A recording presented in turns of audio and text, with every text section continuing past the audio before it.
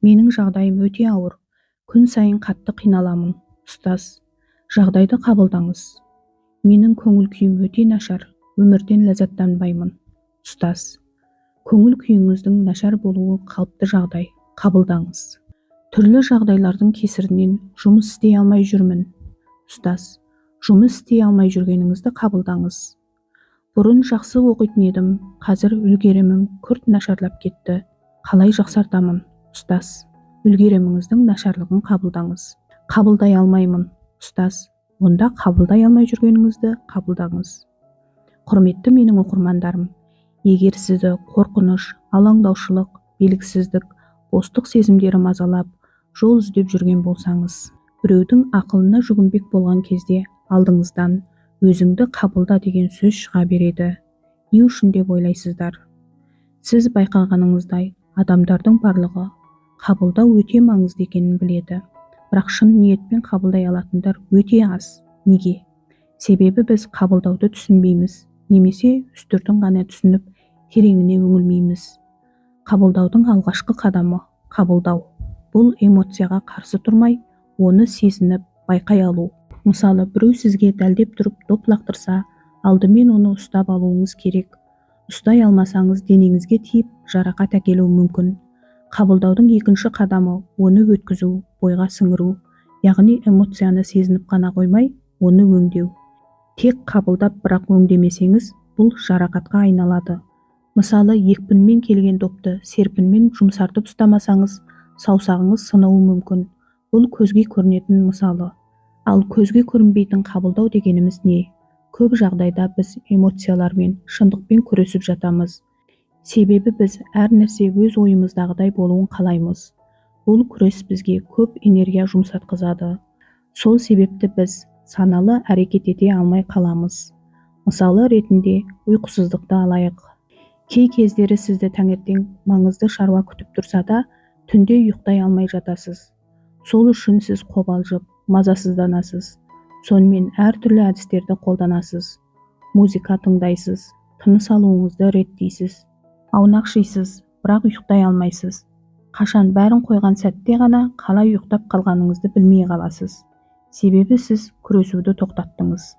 Нағыз өзгерісті бастамас бұрын, міндетті түрде қабылдау жүреді.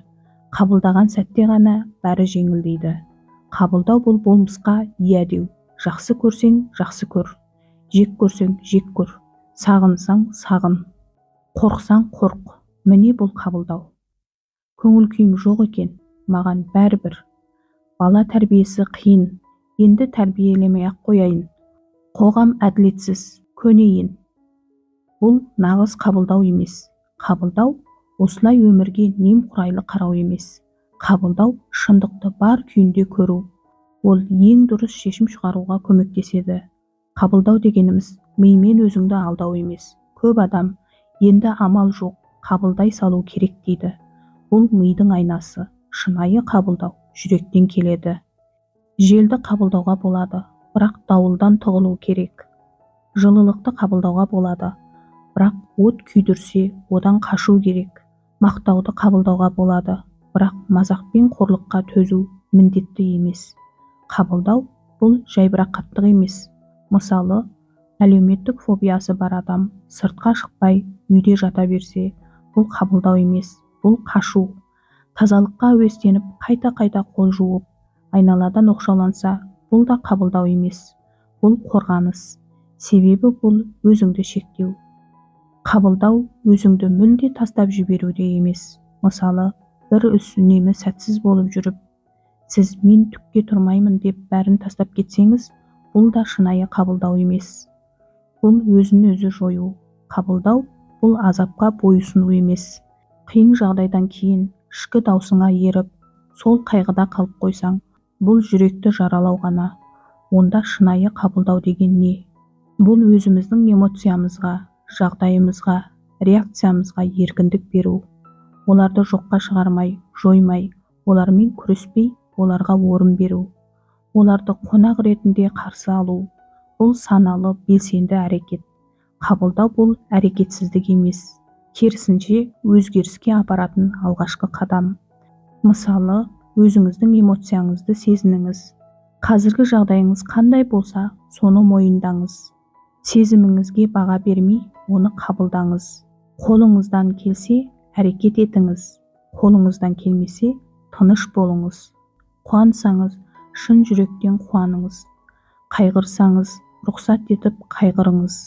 Қабылдау бұл өзіңе шынайылық.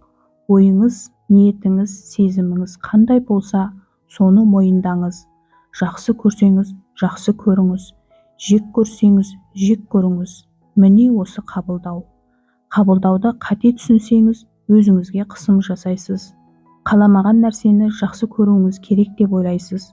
Бірақ бұл өзіңізді алдау. Біздің барлық азабымыз сыртқы жағдайдан емес, сырт көзге жақсы көрінуге тырысқаннан туындайды. Мысалы, қабылдау керек дегенге сіз, онда мен жек көретін нәрсені жақсы көруім керек деп ойлайсыз. Жоқ, жек көруде сол сәттегі шындық. Жек көрсеңіз, жек көріңіз, бірақ ол сезімге байланып қалмаңыз.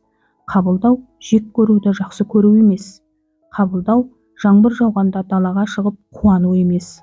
Қабылдау терезенің алдында тұрып, жаңбырдың жауғанын бақылау. Қабылдау бәрін бірдей көру емес. Бұл саралай білу, бірақ тұрып қалмау, тыңдай білу, бірақ қажет болса бас тарту.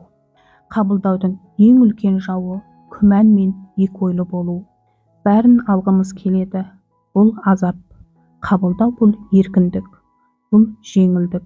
Қолыңыздан келсе, қабылдаңыз. Келмесе, өзіңізді қинамаңыз. Жүрегіңіздің үнін тыңдаңыз. Міне осы нағыз қабылдау. Лайк басып қолдаңыз. Сіздер үшін пайдалы ақпараттармен бөлісуге дайынмын.